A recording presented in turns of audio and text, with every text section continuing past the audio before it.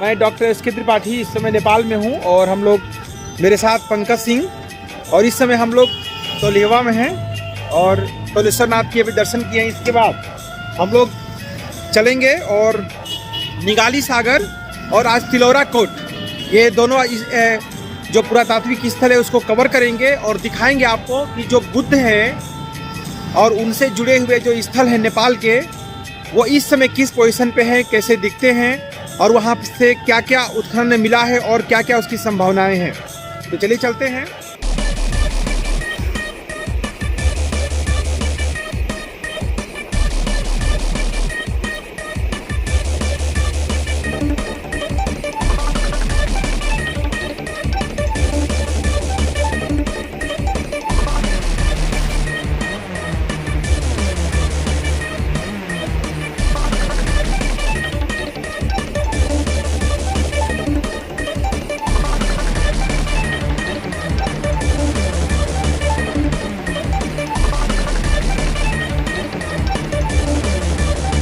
सबका फिर से एक बार मेरे ब्लॉग में स्वागत है। और इस समय हम लोग नेपाल में निगाली सागर के पास हैं, जिसको लोकल लेवल पर कहते हैं निगलिहवा। यहाँ पर इसको स्थानीय भाषा में और जो नेपाल के स्थानीय लोग हैं निगलिहवा कहते हैं। बेसिकली प्राचीन काल में यहाँ पर निगाली सागर के नाम से ये जगह विख्यात था और यहाँ पर सम्राट अशोक आए थे। उन्होंने एक अपना स्तंभ स्थापित किया था, क्योंकि कनक मुनि बुद्ध, ऐसी हमारी धारणा है, ऐसी बौद्ध धर्म की मान्यता है कि जो हमारे तथागत हैं, जो हमारे गौतम बुद्ध हैं, जिनको शाक्य मुनि कहा जाता है, उनके पहले भी कई बुद्धों की परंपरा है। कई बुद्ध जन्म ले चुके हैं या कुछ बुद्ध जन्म लेंगे। उन्हीं में से एक बुद्ध हैं कनक मुनि बुद्ध। तो ये ऐसा माना जाता है कि कनक मुनि का ये स्थान है और उनके प्रति सम्मान व्यक्त करने के लिए यहाँ सम्राट अशोक स्वयं आए थे और उन्होंने अपने स्तंभ की स्थापना कराई थी, जो उत्खनन में मिला था। इसके पीछे आपको दिखाएंगे निगाली सागर है, जो बहुत ही विख्यात सागर था उस जमाने में। सिंचाई से लेकर के तमाम जो लोगों की आवश्यकताएं थी उससे पूर्ति होती थी। और एक समय रहा होगा ऐसा कि यहाँ पर बहुत ही महत्वपूर्ण आर्थिक और सांस्कृतिक ये केंद्र रहा होगा। तो चलिए हम लोग अशोक स्तंभ और निगाली सागर को देखते हैं।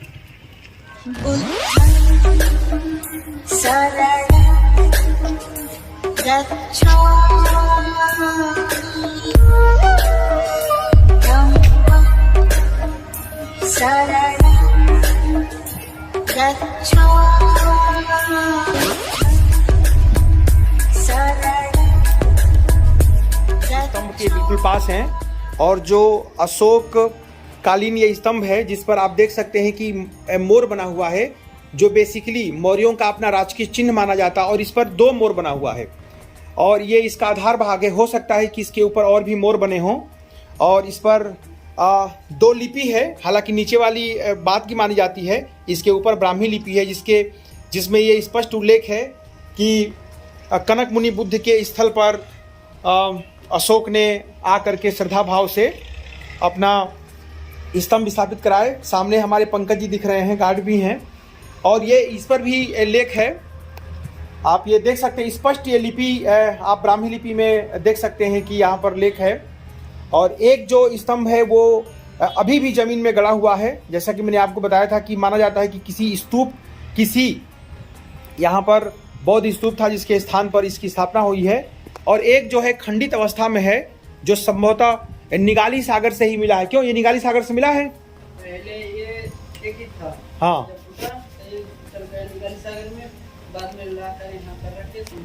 हाँ, ये गार्ड जो यहाँ पर हैं वो बता रहे हैं कि पहले ये यहीं पर था और जब ये टूट गया तो ये सागर में गिर गया, जिसको ला करके यहाँ ये रखा गया। मैं बाद में आपको इतिहास बताऊंगा कि कैसे इसकी खोज हुई थी और किस तरह से लोग यहाँ पर इसको ला करके संरक्षित। बहुत बढ़िया यहाँ पर हुआ कि जब ये जो स्तंभ है इसकी सुरक्षा के लिए और स्तंभ सुरक्षित रहे, इसके लिए बहुत ही अच्छी व्यवस्था नेपाल सरकार ने किया है। ये आप देखिए, ये तिलौरा कोट जो नेपाल में है उसका ये प्रवेश द्वार है। और तिलौरा कोट का मतलब होता है 3 स्तंभों का नगर। तो ऐसा इसलिए माना जाता है क्योंकि ऐसी मान्यता है कि यहाँ पर 3 स्तंभों की स्थापना सम्राट अशोक ने अपने समय कराई थी। 3 स्तंभों से यह नगर घिरा हुआ था। तो इसकी जो यहाँ खुदाई में क्या मिला, यहाँ पर कैसे क्या हुआ और अभी क्या अवशेष मिले हैं और क्या क्या यहाँ पर चीज़ें हैं और तिलोरा कोट के आसपास क्या घूमने की और देखने की जगह है, चलिए चलते हैं यहाँ से। हम लोग तिलोरा कोट जो पुरावशेष है और जो पुरातात्विक स्थल है उसके हम लोग बाहर खड़े हैं और आप ये पीछे देख सकते हैं कपिलवस्तु। और ये एक संदेश यहाँ पर लिखा गया है कि जो प्राचीन कपिलवस्तु था उसके अवशेष तिलोरा कोट में मिले हैं। हालांकि ये डिस्प्यूट है क्योंकि अधिकांश तो पिपरहवा और गनवरिया से लेकर के कपिलवस्तु तक करते हैं। एक इतिहासकारों का दिखाते हैं कि तिलोरा कोट कितना अच्छा था, कितना समृद्ध था और उस जमाने में रियली एक अगर इसको राजधानी के रूप में भी देखा जाए, अगर मुख्य नगर के रूप में भी देखा जाए तो इसके चारों तरफ परिकोटे मिले हैं, यहाँ से स्तूप मिले हैं, यहाँ के आसपास बहुत सारी चीज़ें मिली हैं जो इस बात को शो करती हैं कि निश्चित तौर पर एक महत्वपूर्ण स्थल रहा होगा कपिलवस्तु के साक्यों का, वो साक्य जहाँ पर तथागत भगवान बुद्ध ने जन्म लिया। तो ये तिलोरा कोट निश्चित तौर पर सबूत है और साक्ष्य है। तो आइए उसको हम लोग चलते हैं और विजिट करते हैं।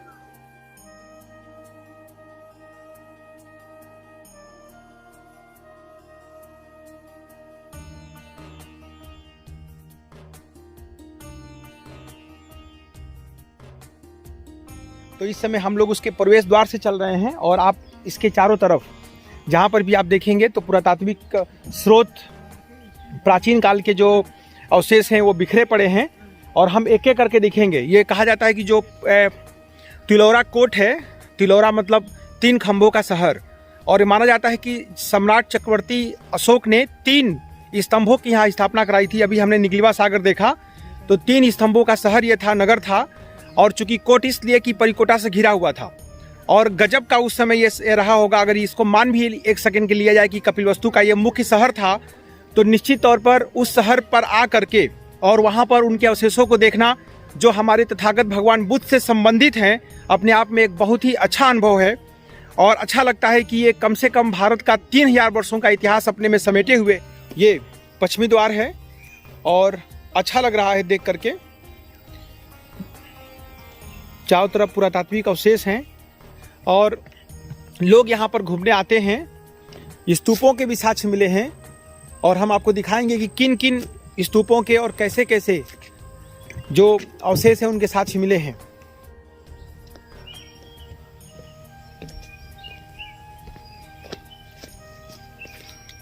उस समय शहरी जीवन के अवशेष मिले हैं, नगरों के भी अवशेष मिले हैं।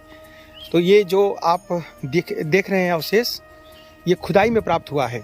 निश्चित तौर पर किसी मकान का अवशेष है और जो चारों तरफ परिकोटा घिरा हुआ है जिसको कपिलवस्तु मुख्य नगर कुछ इतिहासकार कहते हैं, तो ये उन्हीं का अवशेष है।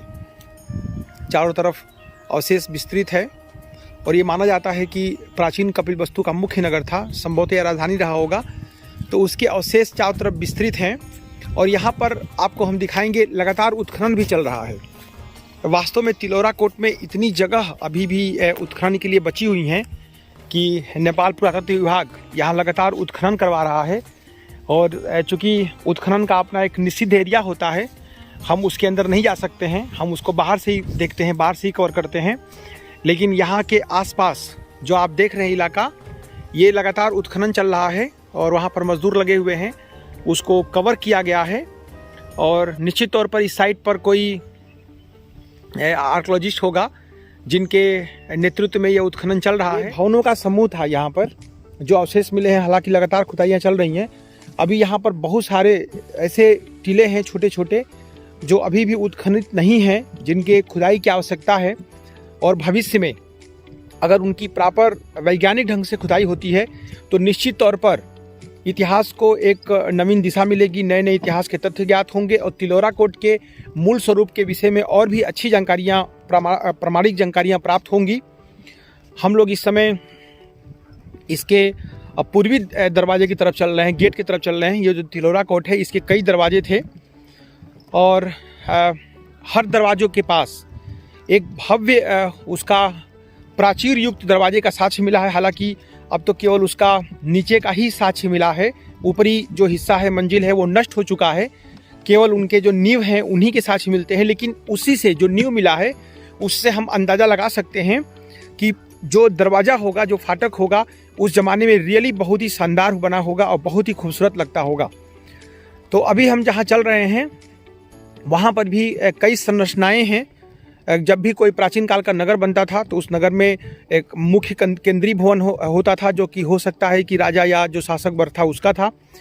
और चूंकि ये महात्मा बुद्ध से संबंधित है तो यहाँ पर संघराम बहुत बड़े पैमाने पर बनते थे। यहाँ पर भी संघराम बने हुए हैं, हमने आपको ही वीडियो में दिखाया। और ये दोनों ही जो गेट हैं, प्रवेश द्वार हैं, बहुत ही भव्य हैं। जो इनके अवशेष हैं उससे लग रहा है कि उस ज़माने में निश्चित तौर पर ये काफ़ी भव्यता लिए रहे होंगे। एक बहुत लंबा चौड़ा ये परिसर है तिलौरा कोट का, और इस पूरे परिसर में पुरातात्विक अवशेष जगह जगह बिखरे पड़े हैं, नगर के अवशेष बिखरे पड़े हैं, मकानों के अवशेष बिखरे पड़े हैं, संघाराम है। और इस वक्त हम लोग इस परिसर में विचरण कर रहे हैं।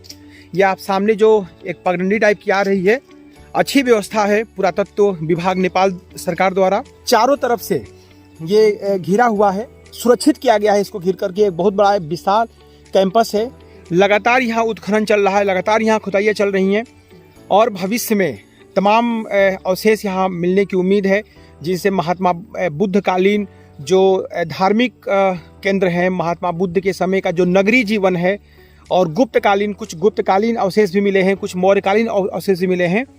तो उस समय के नगरीय जीवन के विभिन्न तत्वों के बारे में क्या होगा, किस तरह से मिलेगा, वो तो भविष्य के गर्त में है। अगर व्यापक तौर पर यहाँ पर उत्खनन होगा, काफ़ी अच्छे बड़े पैमाने पर वैज्ञानिक ढंग से यहाँ उत्खनन होगा, तो निश्चित तौर पर बहुत सारे ऐसे अवशेष मिलेंगे जिनसे इतिहास को नई दिशा मिलेगी। तिलौरा कोट में दुनिया के कोने कोने से लोग घूमने आते हैं और इस समय महाराष्ट्र का एक पूरा ग्रुप आया है। आप देख सकते हैं, जो उनसे हमने बात भी किया, तो वो लोग अपना समय माई के मंदिर को देख करके और फिर पूर्वी द्वार की तरफ जा रहे हैं। सामने पूर्वी द्वार है जिधर वो लोग घूमने जा रहे हैं।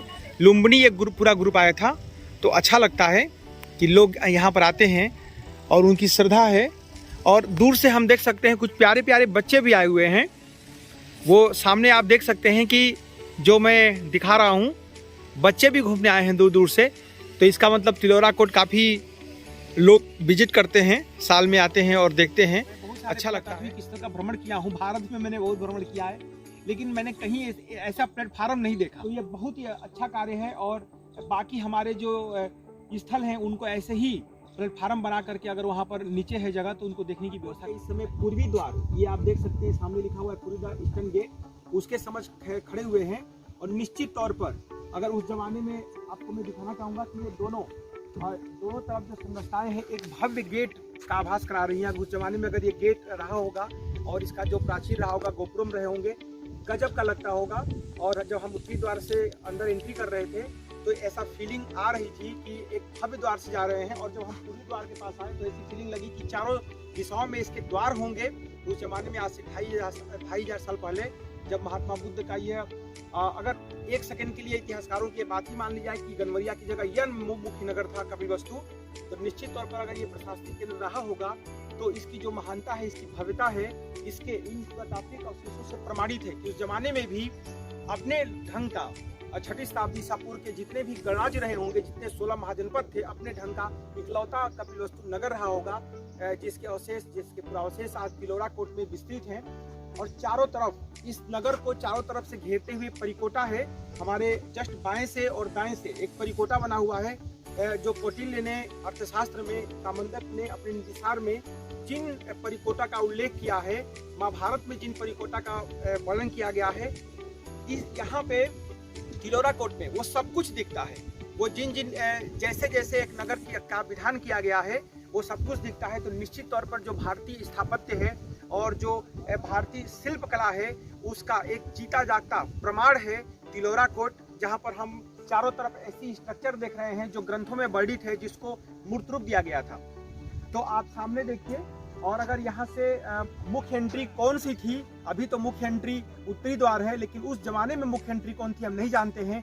लेकिन जो मुख्य एंट्री रही होगी, जहाँ से जो मुख्य प्रवेश द्वार रहा होगा, अगर एक सेकंड के लिए हम पूर्वी मान लें, क्योंकि हमारे ग्रंथों ने जो पूर्वी द्वार है उसको महत्वपूर्ण बताया, उसको मुख्य बताया, तो हम वहाँ पर खड़े हैं जहाँ पर उस जमाने में लोग आते होंगे, मुख्य द्वार था। और शायद कभी यहाँ लोहे के कारखाने जो उस जमाने में कहा जाता था कि क्या ये सच है। और हम लोग कुदान के पास हैं और जो कुदान था उसको प्राचीन काल में न्यागरोधाराम कहा जाता था। एक्चुअली एक कहानी है, कथानक ये है कि जब तथागत सिद्धार्थ तथागत के रूप में सबसे पहले जब उनको ज्ञान की प्राप्ति हुई तो वो विभिन्न स्थानों पर अपने शिष्य बनाते हुए, और सर्वप्रथम जब कपिलवस्तु आए थे, जो हमने देखा था तिलौरा कोट, और कपिलवस्तु जो उनका मेन नगर था, तो उनके जो परिजन थे, जो राज परिवार के लोग थे, तो नगर से बाहर उनके रहने के लिए एक शांत सुरम्य वातावरण में उनके लिए विहार का निर्माण करवाए, संघराम उनके शिष्यों के लिए बनवाए। तो ये माना जाता है कि जो कुदान में हम आपको दिखाएंगे तमाम पुरातात्विक अवशेष मिले हैं। ये 2-3 यहाँ स्तूप मिले हैं, सामने काफी स्तूप देख सकते हैं। इधर भी एक कुटी है, ये न्यागराधाराम जो प्राचीन काल में इसका नाम था। तो ये माना जाता है कि यहीं पर उनके परिजन सर्वप्रथम मिले, शुद्धोधन मिले, उनकी जो सौतेली माँ गौतमी प्रजापति जिन्होंने उनका लालन पालन किया था वो मिली, यशोधरा मिली, उनके पुत्र राहुल मिले, और उनको बहुमूल्य वस्त्र धारण करने के लिए कहे, लेकिन उन्होंने इसको मना कर दिया, इनकार कर दिया कि मैं इसको लूँगा नहीं। और उसके बाद यहीं से पूरे कपिलवस्तु के क्षेत्र में उनका जो धम्म प्रसार है वो शुरू हुआ, और उनके परिजन भी उनके धर्म में दीक्षित हुए।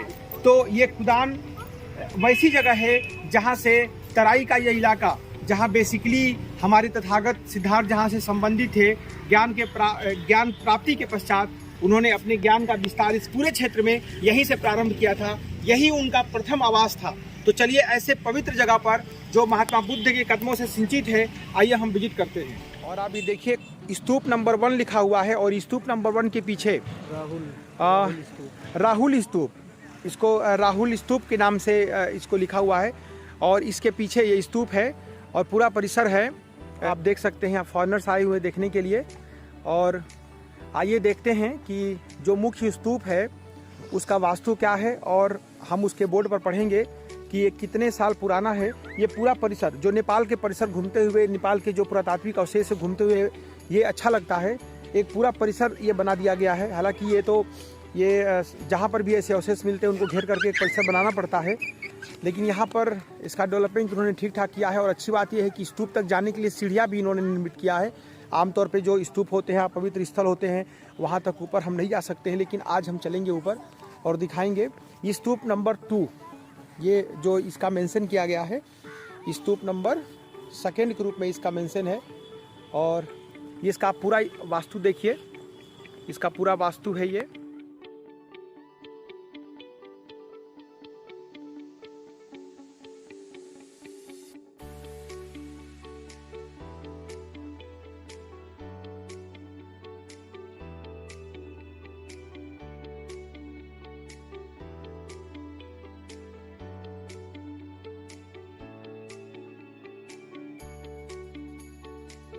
टॉप पर खड़े हैं और यहाँ से आप पूरे कुदान का आप देख सकते हैं।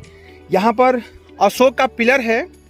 ये मेरे नेपाल के गोटिहवा में है, और गोटिहवा भी एक काफ़ी फेमस पूरा स्थल है। ऐसी मान्यता है कि यहाँ पर क्रकु छंद, जो जैसे कि मैंने आपसे कहा था कि शाक्य मुनि जो हमारे तथागत भगवान बुद्ध हैं, उनके अतिरिक्त भी तमाम बुद्ध हैं, उनका जन्म हुआ था। जैसे कनक मुनि हम लोग देखे थे निगलिवा में, उसी तरह से क्रकु छंद एक बुद्ध का भी जन्म हुआ था, और उनका स्थान यही माना जाता है। और ऐसी ये मान्यता है कि यहाँ पर सम्राट अशोक आए थे, उन्होंने अशोक स्तंभ अपने यहाँ पर भी स्थापित किया था।